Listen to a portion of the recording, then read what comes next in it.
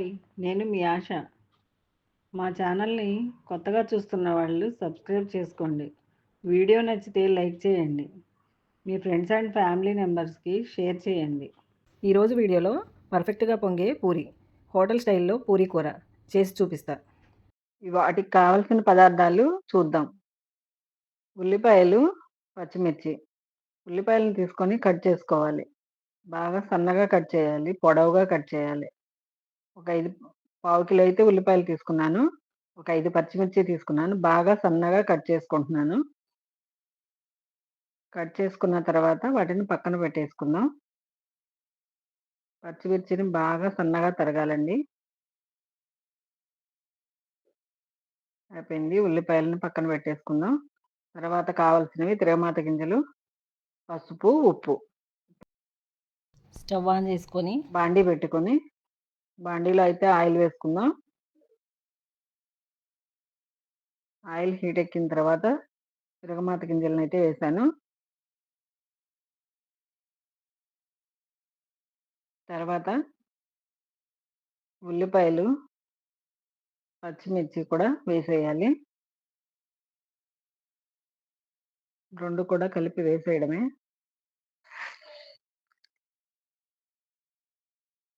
దానిలో ఒక స్పూన్ పసుపు, ఒక 1½ స్పూన్ సాల్ట్ వేసుకోవాలి. ఈ రెండిటిని బాగా మిక్స్ చేసుకోవాలి. బాగా మిక్స్ చేసిన తర్వాత వాటర్ అనేది పోసుకోవాలి. వాటర్ పోసి బాగా ఉల్లిపాయల్ని బాగా మగ్గనియ్యాలండి. మీకు కావాలంటే దీనిలో పొటాటోస్ కూడా వేసుకోవచ్చు. నేనైతే వేయలేదు. నేనైతే ఓ పావు కిలో గోధుమ పిండిని తీసుకుంటున్నాను పూరీకి.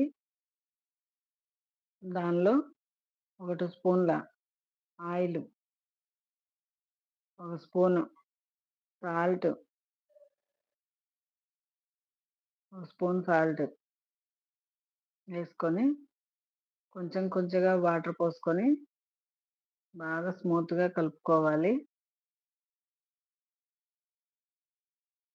కలిపి పక్కన పెట్టుకుందాం. కూర అయిపోయే లోపల మనం పూరి పిండి అనేది స్మూత్గా అవ్వడానికి మూత పెట్టేసి పక్కన పెట్టేసుకుందాం. కూర అయితే దగ్గర పడుతుంది. బాగా ఉల్లిపాయ మగ్గిపోతుందండి. ఆ నీరనేది బాగా అయిపోయి దగ్గరికి రావాలి. చూడండి బాగా దగ్గరకొచ్చేస్తుంది. కూర అనేది దగ్గరకొచ్చేసింది.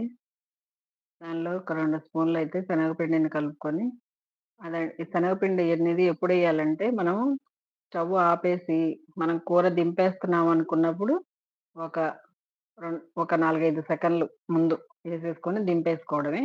కూరైతే రెడీ అయిపోయింది. ఇక మనం పూరీకి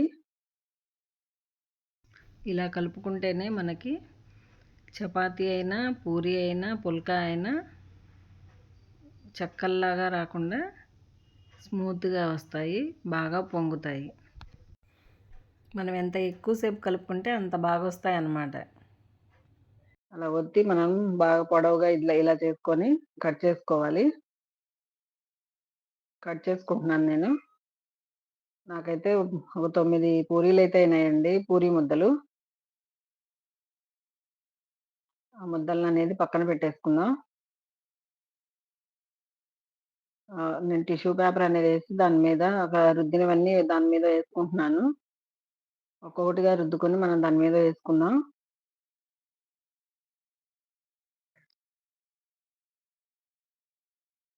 మొత్తం పూరీలని రుద్దేసుకొని దాని మీద వేసేసుకున్న తర్వాత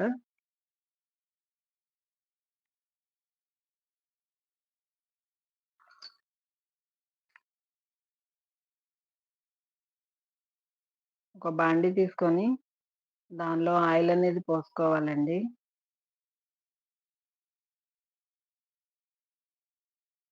మనకి ఎంతైతే ఆయిల్ కావాలో అంత పోసుకోవాలి. బాగా హీట్ అవుతుంది ఆయిలు. హీట్ అయిందో లేదో చూసుకొని ఇంక పూరీ వేసేసుకుందాం. పూరీని చూడండి ఎలా వేసానో. మనం అలా ఏసి పూరీని లోపలికి డిప్ చేయాలండి.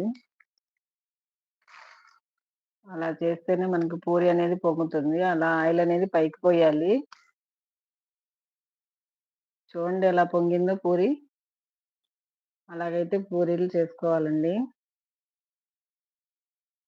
చాలా చక్కగా పొంగిందండి.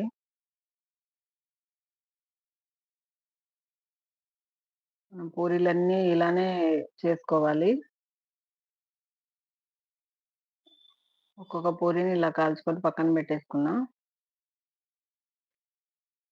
నేనైతే ఈ కూర కోసమనే పూరీని తింటాను.